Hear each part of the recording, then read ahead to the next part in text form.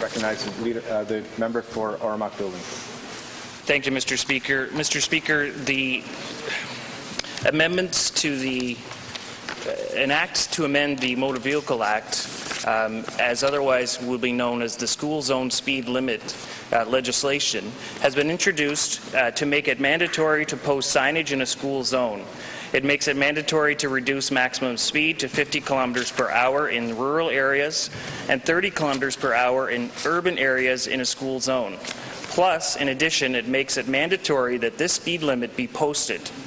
Currently, school zone signs are not mandatory. When a town reduces the maximum speed in a school zone, the posting of the speed is not mandatory. And in rural areas, there is no apparent automatic reduced speed in a school zone. I've been working on this for over a year regarding the posting of the reduced speed at the Lincoln Elementary School, coming to find out in the end there is no reduced speed, just a school zone sign. As another example, in the town of Oromocc, they would reduce the speed by bylaw, but there were no provisions to make it mandatory to actually post the speed limit. However, the town has voluntarily posted that speed limit in all school zones. The lack of school zone signage causes confusion. The lack of school zone signage causes inconsistencies. The lack of school zone signage causes the lack of enforcement of the motoring public. When this occurs, it causes much angst from the constituents that have come to me looking for a solution of the school zone speed limit legislation.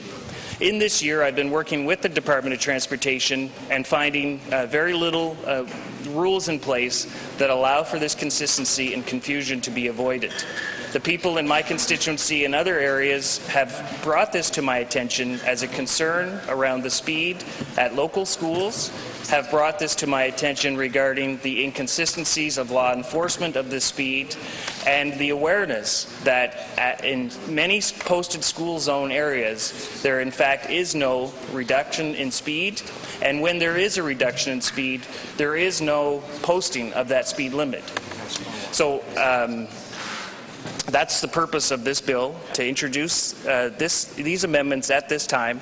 I ask that all members of the Legislative Assembly will be able to refer this to second reading this summer, be able to debate this at second reading as well as at committee, and have this passed in time for the September school year to ensure safety, compliance, and to ensure that our children and those that travel to and from our schools are safe when they go for their education in the public school system. Thank you, Mr. Speaker.